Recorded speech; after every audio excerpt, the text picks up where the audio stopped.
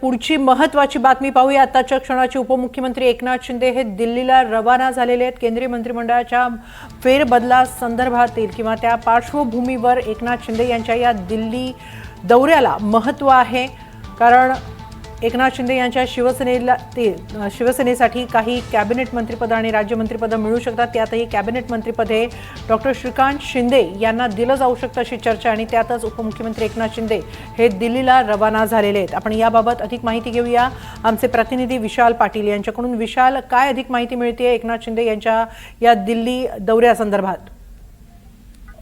हेमाली, उपमुख्यमंत्री एकनाथ शिंदे हे दिल्लीला आता रवाना झालेले आहेत।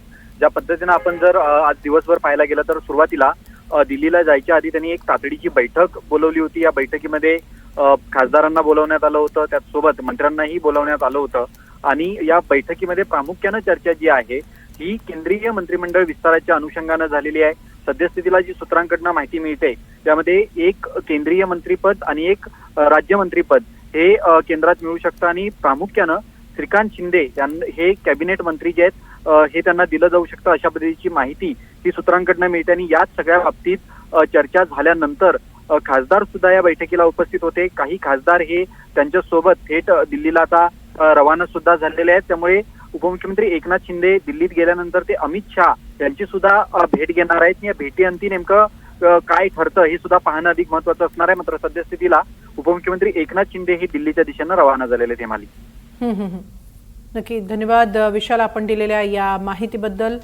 शिवसेनेला एक कॅबिनेट मंत्रिपद मिळू शकतं आहे, आणि त्यातही श्रीकांत शिंदे यांची त्या कॅबिनेट मंत्रिपदावर वर्णी लागू शकते, तर इतर राज्यमंत्रिपदासाठी 6 खासदारांमध्ये चुरस असल्याची ही माहिती सूत्रांकडून मिळते आहे। एक राज्यमंत्रिपदासाठी 6 जण इच्छुक असल्याची माहिती मिळते आहे। त्यातच आज उपमुख्यमंत्री एकनाथ शिंदे हे दिल्लीला रवाना झाले आहेत। केंद्रीय गृहमंत्री अमित शहा यांची ते भेट घेऊ शकतात। दरम्यान श्रीकांत शिंदे यांनी कॅबिनेट मंत्रिपदाच्या चर्चेबाबत काय प्रतिक्रिया दिली आहे ते पाहूया।